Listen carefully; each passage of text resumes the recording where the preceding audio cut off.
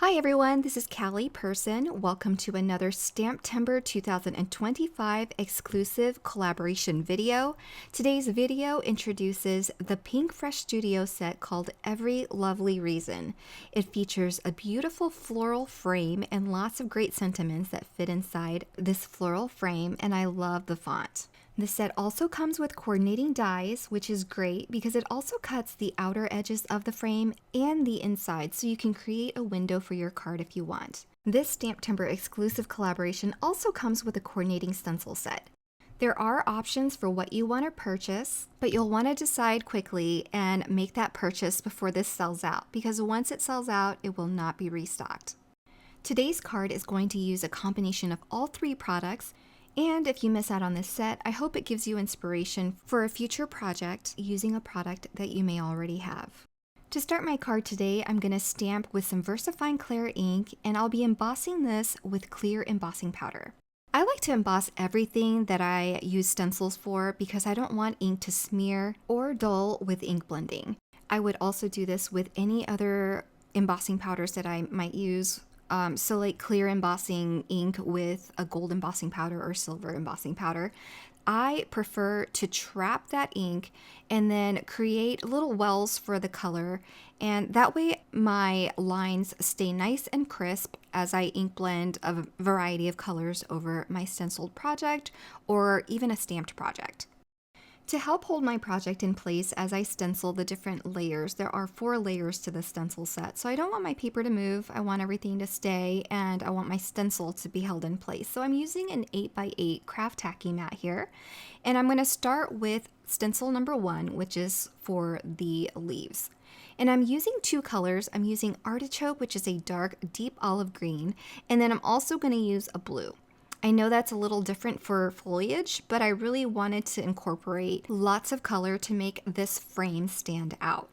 So I think the blue is a great pop of color and interest, and I always love seeing blue used on other projects and don't think of it often enough, so I'm glad that I chose it for this project.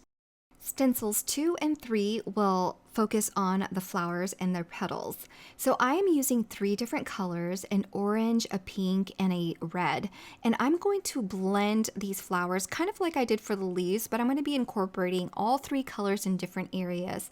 Again, to create more interest, but to also add more color to this floral frame.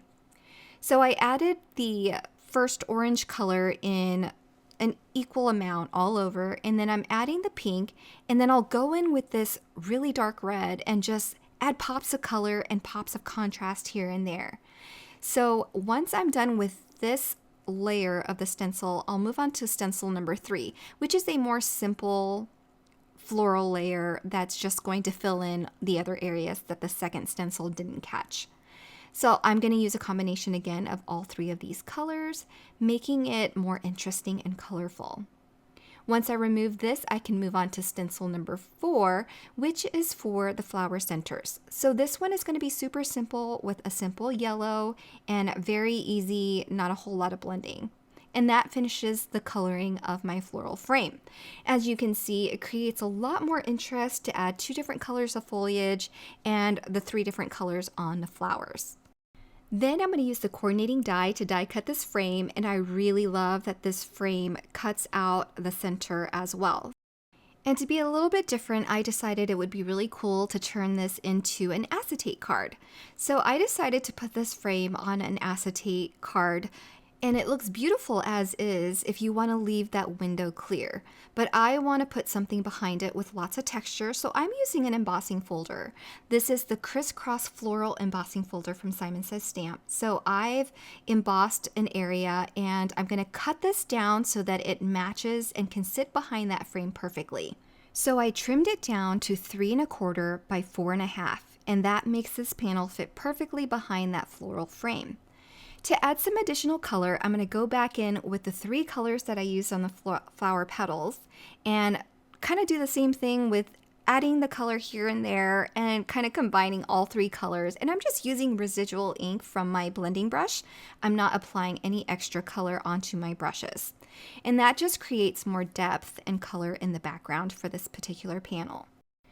So once I'm happy with that blend and can see the effect of adding that color, and I'm happy with that, I'm going to add double-sided adhesive to the back of the frame towards the inside of the frame so that I can attach this frame to the panel that we just ink blended. That way no adhesive can show or will show around the outer edges of the frame. To adhere this frame on the outside of that acetate note card, I am just going around the outer edges of this panel only. And that's because I want that embossed texture to be visible from the inside of the note card too. If you don't want that embossed area to be visible on the inside, you can just add adhesive all over it and just add a plain white panel on the inside to hide that adhesive. So because I wanted that embossed area to show, you can see the adhesive around that frame. To hide that, I'm going to use an A2 frame die to die cut a frame that will hide that adhesive. It was just luck that this frame matched the inside of this card perfectly. So I die cut that frame in white, added double-sided adhesive to the back of that frame, and adhered it right over the adhesive from the outer floral frame that I attached to the outer portion of the card.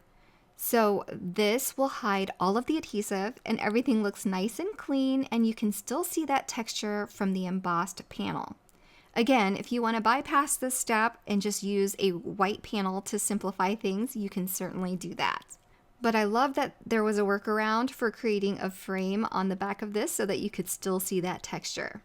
Now to finish the inside of this acetate note card, I cut 2 more panels of white cardstock to 3 1/4 by 4 1/2, and I've added adhesive so that I can attach them to the acetate on the inside. Now to line it up, I'm just going to place adhesive side up on the back of that initial frame on the inside and then just fold the acetate over that. That makes sure that everything is lined up perfectly and you can't see it from the front. Then I can just line up the last piece of paper on the back side and back that up as well so that you have a clean piece of paper on both sides of the acetate for the back. That way there's room for a note for the recipient and you could sign your name on the back. There's plenty of space for everything. And then to finish my card, I am going to stamp a sentiment and then use the coordinating die to die cut that. And then to attach it to my card, I'm going to use some thin 3D foam adhesive to attach the sentiment to the textured background. And that finishes my acetate project using the Pinkfresh Studio Every Lovely Reason set for STAMPtember 2025. I hope you enjoyed this project. If you're interested in anything that I used today, be sure to check out the links below where everything will be linked for your convenience. Thanks so much for watching and have a wonderful day, everyone. Bye.